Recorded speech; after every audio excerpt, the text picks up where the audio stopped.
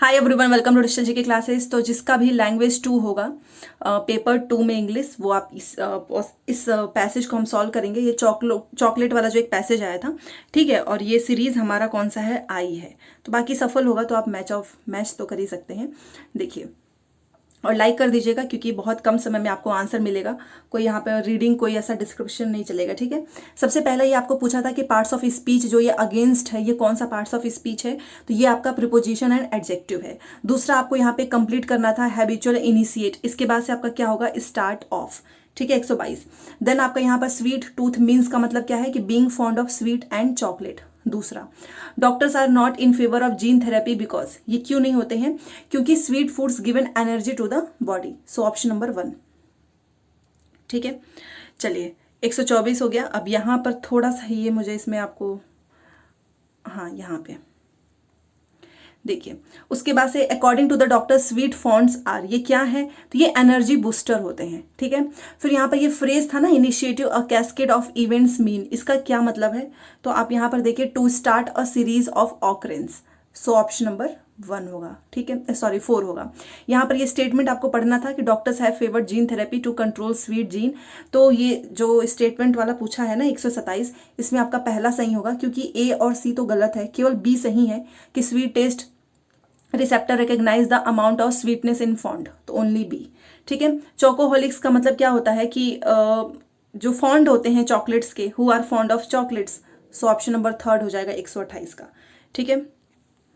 उसके बाद से देखिए ये 129 से 135 तक का पैसेज है। यहाँ पर देखिए ये 129 है। Why do the willows and पॉपुलर्स look absurd in the landscape, और ये पैसेज आप देखिए ये एवरी नाउ एंड देन वाला है, ठीक है, 129 से 35 वाला। तो 129 का आपका क्या हो जाएगा, इसका होगा कि because the landscape is generally treeless, okay. तो आपका 129 का हो गया। देन हम यहाँ पर 130, यहाँ पर ये देखिए, इसमें the lack of solid fuel in the shape of wood is not a problem of for the Tibetans, इसका आपको बताना था। 130 देखिए, तो इसका हो जाएगा नाउन एंड एडजेक्टिव, ठीक है, पहचानना था आपको सेंटेंस को।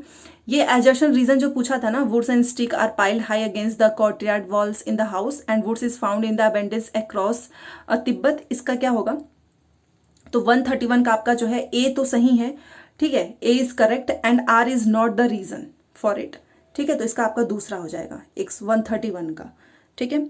उसके बाद से आप 132 देखिए, यहाँ पर है कि yak dung is used by the Tibetans as substitute for, तो ये आपका वुड हो जाएगा 132 का। 133 देखिए, what aspect of the Tibetans house are describe in the passage incorrect, incorrect की बात हो रही है। तो ये walls are made of mortar and cement, ये हो जाएगा 133 का पहला। 134 देखिए, लिखा है कि the phrase courtyards jostling together implies being in close proximity. Option number 4, complete the given words analogy. तो यहाँ पर प्रीसियस, वैल्यूएबल, इंजीनियस, और यहाँ पर हो जाएगा आपका इन्वेंटिव, ये देखिए, ठीक। यहाँ पर देखिए 136 है कि which is a tool that allows for a number of synchronous and asynchronous online teaching opportunities, तो हम इसको पैडलेट बोलते हैं, ठीक है। तो 136 का आपका 4 हो जाएगा। उसके बाद से हम 37 पे आते हैं, ये रहा, देखिए लिखा है कि which tool is not an ideal for formative assessment, तो पेपर पेंसिल टेस्ट ये फॉर्मेटिव असेसमेंट के लिए सही नहीं है। Using everyday object to teach language is called, इसको हम रियलिया बोलते हैं। अच्छा, संस्कृत और इंग्लिश के ना सेम ही है, बस ट्रांसलेट कर दिया है। तो 138 का पहला हो जाएगा। India's language in education policy 3 language formula, सब कुछ पूछा है संस्कृत में। तो ये आपका क्या होता है, मल्टीलिंगुअलिज्म है। ऑप्शन नंबर 4 है, मदर टंग बेस्ड। तो 139 का आपका 4 हो जाएगा। देन आप यहाँ पर ये जो टॉप डाउन प्रोसेसिंग जो है, इसमें से पूछ रहा है कि कौन सा सही नहीं है। तो इसका हो जाएगा आपका कि listeners need to understand every word, ये सही नहीं है। और international mother language day celebrated होता है 21 फरवरी को, ठीक है, तीसरा हो जाएगा 141 का।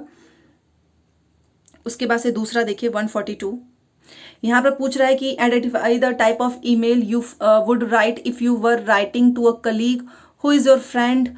तो अगर आप इसको ईमेल लिख रहे हो तो ये आपका इनफॉर्मल होगा कि फॉर्मल होगा कि बिजनेस होगा कि कॉरेस्पॉन्डेंस होगा। तो फ्रेंड को आप लिख रहे हो तो ये इनफॉर्मल हो जाएगा। देन है assessment done throughout the teaching learning process to clarified student learning and understanding is called. तो इसमें 143 में आपका हो जाएगा assessment for learning.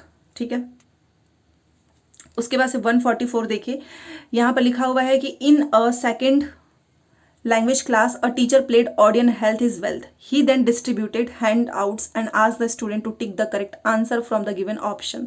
The objective of the lesson was to enable the learner. तो 144 का आपका हो जाएगा तीसरा, to listen to analyze the idea। ठीक है, तो 144 हो गए। अब 145 ये रहा। देखिए, इसमें आपसे पूछ रहा है कि क्या चीज़ सही नहीं है एरर्स के बारे में। तो देखो, एरर कभी भी बाधा नहीं होती है, और पहला ही है कि errors hinder the language learning process, यही सही हो जाएगा। गलतियां जो है वो हमारे सीखने को और आगे बढ़ाती है, ना कि वो बाधा बनती है। Creativity in language education, creativity का मतलब क्या होता है, ये ओपन एंडेड क्लासरूम। ठीक है, open ended classroom task which allow for different interpretation and answer. तो 146 का आपका पहला हो जाएगा। 147 देखिए, यहाँ पर learners should be expose to language and errors are evidence the learning taking place is advocated by. तो ये ऐसा बिहेवियरिस्ट मानते हैं। ठीक है, तो 147 का आपका पहला हो जाएगा। Which of the following statement are correct. तो डिसलेक्सिया एक रीडिंग डिसऑर्डर है, ये सही है, और डिस्ग्राफिया एक राइटिंग डिसऑर्डर है, ये सही है। बाकी के दोनों गलत है। तो ए एंड बी, तो both A and B are correct, option number 3। Next देखो, रीता जो है एक गवर्नमेंट स्कूल टीचर है और यूजेस करती है ना visual devices and language games to teach English to class 7 students. Which principle of teaching is Rita apply. मतलब एक गवर्नमेंट स्कूल टीचर है और यहाँ पर ये विजुअल डिवाइसेस का यूज कर रही है and language games to teach English, मतलब इंग्लिश सिखाने के लिए क्लास 7 के बच्चों को। तो किस तरीके का यहाँ पर वो प्रिंसिपल ऑफ टीचिंग जो है रीता अप्लाई कर रही है, ये आपको बताना है।